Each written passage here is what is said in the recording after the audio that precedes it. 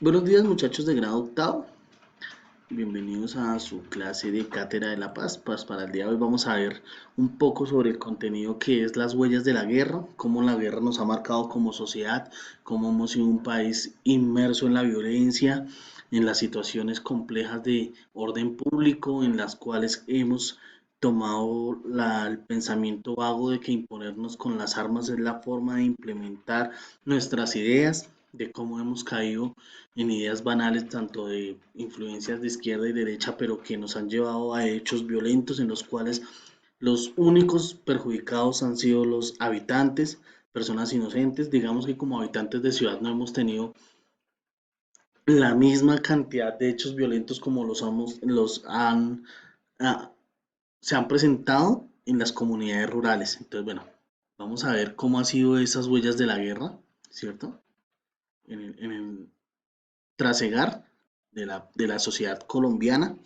Vieron que para esta clase propusimos un documental muy chévere, se llama No hubo tiempo para la tristeza, que es del Centro de Memoria Histórica, en el cual hablaban sobre algunos hechos que pensamos que después del narcotráfico, eh, la violencia en Colombia había llegado a su fin, pero resulta que después de 1995 al 2005, la guerra en Colombia fue agudizándose, fue volviéndose una situación mucho más densa. Aparecieron hasta modalidades de violencia, de guerra, de exterminio, de masacre. Entonces, vamos a ver cómo se transgrede esa situación. Decimos que la guerra, en su sentido estrictamente técnico, es aquel conflicto social en el que dos o más grupos humanos relativamente masivos, principalmente tribus, sociedades o naciones, se enfrentan de manera violenta, preferiblemente mediante el uso de armas de toda índole, a menudo con resultados de muerte individual, colectiva y daños materiales a una identidad considerable. Entonces, esa es la situación de la guerra. David, si escuchas entrecortado, también puede ser de pronto la conexión de tu internet, ¿sí? Entonces, bueno, en esa concepción de guerra que manejamos, en esa definición de daños sobre situaciones que llegan a afectar una parte de una comunidad entera, ¿sí? Nosotros hemos pasado por muchas situaciones de violencia en las cuales han sido justificadas. Ahorita más adelante eh, vamos a ver cómo se han dado esas situaciones, cómo se han determinado, eh, cuáles han sido las más nombradas en nuestra construcción social.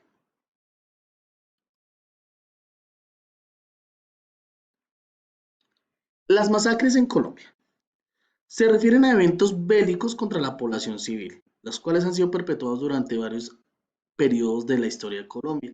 Estos hechos acontecieron durante la conquista y las colonias españolas. Durante las guerras civiles del siglo XIX, en algunas protestas del siglo XX, durante la violencia bipartidista y en el conflicto armado interno de Colombia por parte de los distintos actores del mismo. Nosotros como nación nos vanagloriamos de tener la constitución más duradera de las repúblicas latinoamericanas de las repúblicas de este cono sur, de Sudamérica. Pero entonces no vemos que entre ese transgredir también tenemos el conflicto armado más duradero históricamente interno, de carácter interno. Unas guerrillas que ya digamos que hoy en día el término de guerrilla ya está muy mandado a recoger.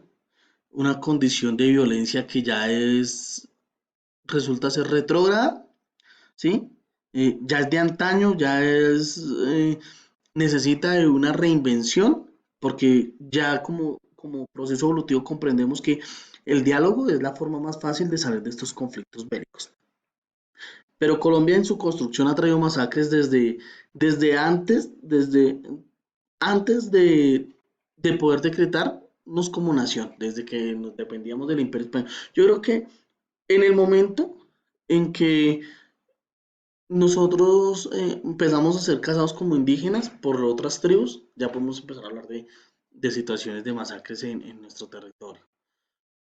Nuestra identidad, nuestra historia, nuestra independencia está determinado por la violencia y por los hechos pues, que van a dar los resultados a estas masacres colombianas.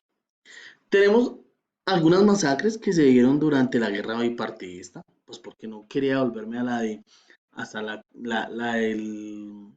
independencia de las colonias españolas, pues porque ya tenemos ahí unas muy fuertes. Pero durante la guerra bipartidista vamos a hablar de la masacre en Gachetá de 1939. Liberales, ¿quiénes son los responsables? El Partido Liberal dejó 9 víctimas y 17 heridos, ¿sí? Vamos a hablar también de la masacre de 1900, de las que conozco un poco, pues ahí voy a parar y pues para explicárselas, pero las dos pues las vamos a ir nombrando pues según los resultados. En 1951, masacre de Ataco en Tolima, a mano de los conservadores, 13 víctimas.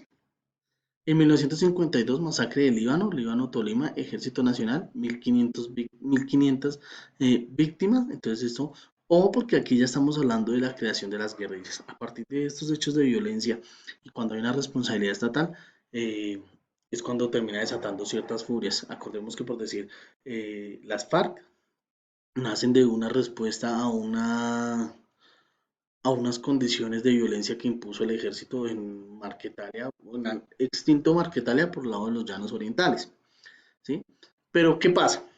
Resulta que pasa que cuando los responsables son el mismo Estado es mucho más difícil, es muy difícil de entender porque se supone que el Estado está determinado para defender y para salvaguardar la vida de los integrantes del mismo.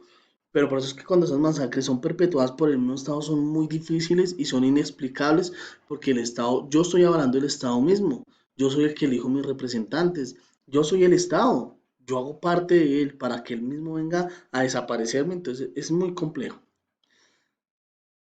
Masacre de los estudiantes en Bogotá, Cundinamarca, Ejército Nacional, 12 víctimas, entonces bueno, en otra de las situaciones de esa responsabilidad. Vamos a ver algunas masacres en el conflicto armado interno colombiano. Nosotros después de la guerra, nosotros hemos estado de violencia hasta los poros. Empezamos con la guerra bipartidista y fue como el boom, porque digamos que después de la creación como nación, pues nos dimos algunos tiempos pues para poder disfrutar de cierta solemnidad. Pero después de esto vamos a tener unas masacres internas y vamos a tener unos hechos de violencia desde la guerra bipartidista, el Frente Nacional, vamos a tener el ingreso del narcotráfico, vamos a tener el auge de las guerrillas, de los movimientos paramilitares, ¿sí? Ahorita vamos a tener el de los BACRIM, después vamos a tener estamos en el boom también de las disidencias, entonces esto es súper complejo. Tenemos la masacre en Trujillo, ¿sí? En Bolívar, ¿a cargo de quién? De militares y paramilitares, 342 víctimas de homicidio, tortura y desaparición forzada. O sea, que ya las cifras se incrementaron. Ya no tenemos masacres, ya no son 10, 12, sino ya estamos hablando de 100 y de 200 personas, entonces eso es súper complejo. Masacre de Tacuello en Toribio, Cauca, dejó 164 víctimas. Eh, Este es perpetuado por una guerrilla, por el comando Ricardo Franco, Frente del Sur de las FARC. ¿Sí? Masacre del Poceto, Bogotá, Cundinamarca, ¿a cargo de quién? De Campo Elías Delgado y 29 víctimas. Entonces ya saben que la situación de Campo Elías también. Yo quiero que aquí plasmemos que han habido hechos de violencia de todas las fuentes posibles. Entonces ya saben que el tipo empezó a sufrir ciertos trastornos, el tipo estuvo en Vietnam, entonces un día se determinó que él llegó a consumir un alimento, una pasta. Fue a su casa primero, mentiras. Fue a la casa de una niña que le enseñaba inglés y la terminó matando y mató a la mamá de la niña. Entonces después fue a su casa y mató a su mamá y se fue a almorzar a un restaurante, al Poceto, al extinto Poceto, lo retiraron el año pasado. Eh, y él pidió pues su almuerzo normal, terminó de almorzar y sacó su arma y mató otras cantidades de personas, como 22 personas más dentro del restaurante. ¿Sí? Igual hay un libro de ese hecho que se llama Satanás, del escritor bogotano Mario Mendoza. Entonces ahí cuentan la historia de Campo Elías y cómo Campo Elías, cuál fue la antesala del contexto para perpetuar esta masacre. ¿Sí? Ya voy para allá, Sara. Ya voy para allá. Masacre de Segovia, en Segovia, Antioquia, a cargo de los paramilitares, 46 víctimas, 43 heridos, ¿cierto? Masacre del Salado, Villa del Rosario, Salado Bolívar, a cargo de las Autodefensas Unidas de Colombia, los paramilitares, con más de 200 víctimas. Aquí empieza un auge porque tanto las guerrillas como los paramilitares desarrollaron mucha violencia, pero yo creo que en la situación de los paramilitares es súper fuerte, es súper, porque estos tipos tenían ciertos rasgos de desquicios muy fuertes. Cuentan algunos de ellos que ellos tenían hasta rituales cuando se tomaban los pueblos. Cuando ellos ingresaban al pueblo, del primer muerto tomaban un vaso de sangre, pues que para que les fuera bien durante la masacre que tenían que perpetuar, ¿sí? Hay una masacre muy pronunciada que es la del Aro. En el Aro cuentan que los tipos estuvieron tan aburridos, tan cansados, o sea, es muy raro, porque cuentan que el ejército cerró el pueblo y no dejó salir a nadie, como un toque de queda. Pero curiosamente ese mismo momento llegaron los movimientos paramilitares y mataron a los habitantes. Que los tipos estaban tan aburridos que se pudieron jugar fútbol con la cabeza de un campesino, ¿sí? Dentro del mismo pueblo, pues por la masacre que estaban perpetuando. Entonces, son unas personas que tienen unos daños psicológicos muy fuertes. También por parte de las guerrillas, cuando estos manes le pusieron un collar bomba a una señora y la hicieron explotar al cerca de un CAI. Entonces, aquí hay unas patologías de violencia muy fuertes dentro de los colombianos, ¿sí? Y hemos sido muy ruines en ese aspecto. El que decía Sara, lo que pasó con el Palacio de Justicia es un hecho súper bochornoso desde todas las fuentes posibles, ¿sí? Desde el presidente hacia abajo, desde la guerrilla que se la tomó, que fue el M-19. Pues ¿por qué? Pues sí, lamentablemente los que fuimos muertos fuimos el Estado, pero ellos tomaron la iniciativa. Hay un hecho súper bochornoso, porque el primero es que el presidente autorice al general Alfonso Plazas Vega para volver a tomar el control del Palacio de Nariño. Y el segundo, que es súper bochornoso, es que se acerquen los periodistas allá a la barricada del ejército y le pregunten, ¿por qué está sonando fuego? ¿Por qué hay balas? ¿Sí? ¿Por qué hay tanta violencia? Y el tipo les responde de una forma cínica, es que estamos haciendo democracia, viejo. Entonces la democracia para él es entendida como un proceso de violencia, de armas, de dejar a familias incompletas, ¿sí? La situación difícil es que después de muchas investigaciones se demostraron que muchas personas salieron vivas del Palacio de Justicia, se subieron a los carros o a los buses del ejército y nunca más aparecieron. Entonces, ¿qué es lo que se quiere ocultar? ¿La forma en que se recuperó el control del palacio? Es unas preguntas que le dejan ahí a la sociedad y que siempre me ha conmovido mucho con las familias que subieron cualquier tipo de desaparición, porque la desaparición sea la que sea, entonces es muy fuerte. Vamos a ver algunas que nos quedan acá. Nos queda, si algo he entendido, Sara, y es muy vergonzoso. La verdad que como país les debemos muchísimas respuestas a ustedes, a sus familiares, les debemos también una disculpa, les debemos una reparación, que es lo que trata de hacer esta JEP, de reparar y de que nunca se vuelva a repetir esos hechos tan vergonzosos.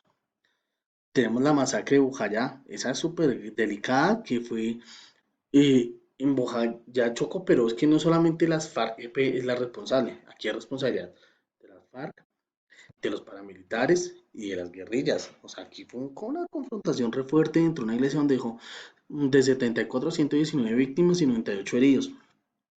La situación es que ellos fueron cuando empezó el conflicto, entonces la guerrilla la guerrilla empezó a tomar el pueblo y la parte del ejército y los paramilitares se atrincheraron contra la iglesia. Y todo el mundo pues dijo, no, a la iglesia no se van a meter porque es el recinto de Dios, entonces ahí la van a respetar.